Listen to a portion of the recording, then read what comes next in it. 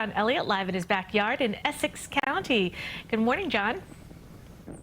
Hey, good morning, Cindy. I want to follow up on Jennifer's story. Remember, travel this afternoon definitely impacted by the weather. Wind is going to be knocking around the trucks. You got 30 to 40 to 50 mile-an-hour winds overnight and tomorrow, and then wet roadways. And again, some of the side streets where you have the leaves, it gets very slippery. Sorry, I wish I had better news. Here's the weather news right now in the city. Skies are gray, and we have numbers that are pretty mild, definitely compared to yesterday. It's interesting, in fact, you look at 49 right now with mostly cloudy skies. You know, yesterday, temperatures were struggling to even hit where we are right now. We only had 46 yesterday afternoon. We're already warmer than that, and we'll be in the upper 50s this afternoon before it's even colder with those wicked winds on Monday.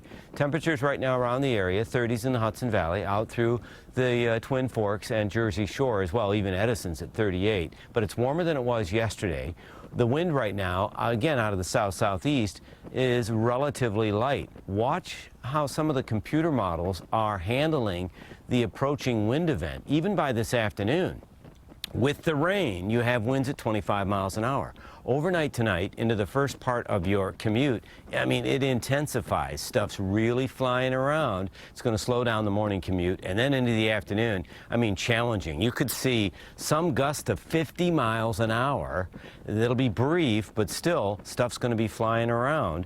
So take advantage of your morning, because by this afternoon, we have rain, and it could be heavy at times, 57. There's a dramatic drop in the temperatures. It's quite a bit cooler overnight, and then you really feel it tomorrow.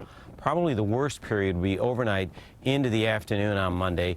Better to cast your vote on Tuesday if you haven't already, and then it's a whole lot better by the end of the week. Now, speaking of Friday, this Friday, believe it or not, and I actually have some props here, is Fountain Pen Day. Fountain Pen Day was created back in 2012 by Kerry Yeager, who's watching Channel 2 right now. He said, if ballpoint pens have a day, fountain pens should have a day, and they are increasingly popular, which I found out when I talked to Josh Lax, who is a huge fan of these wonderful writing instruments. A fountain pen is different than pretty much any other writing instrument that you could get. Unbeknownst to, I think, a lot of people these days, there's a huge community that supports the fountain pen industry. There's a very robust fountain pen industry. I believe it's growing based on the number of people who are actually entering the business. Even with the pandemic, they are selling tons of pens. These look like beautiful little pieces of art. What do you find appealing about an individual pen?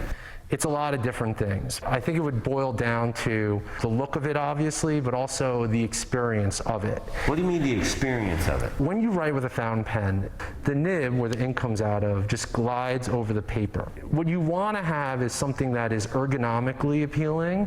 You enjoy owning it, but then the experience you have when you're actually using it, you're basically just happy to be writing. I'm sort of addicted to that feeling. He has hundreds of pens. He is an avid collector, and he's not alone. So coming up in our next half hour, we're going to talk about the connection to the pen and his commitment to the industry. Fascinating story, and who knew? Cindy, now we all do. We'll send it back It's to you in the interesting. What I studio. like is encouraging writing, because so often it's just a quick text or a quick email, and That's right. kids aren't writing anymore. So I love that. John, thank you.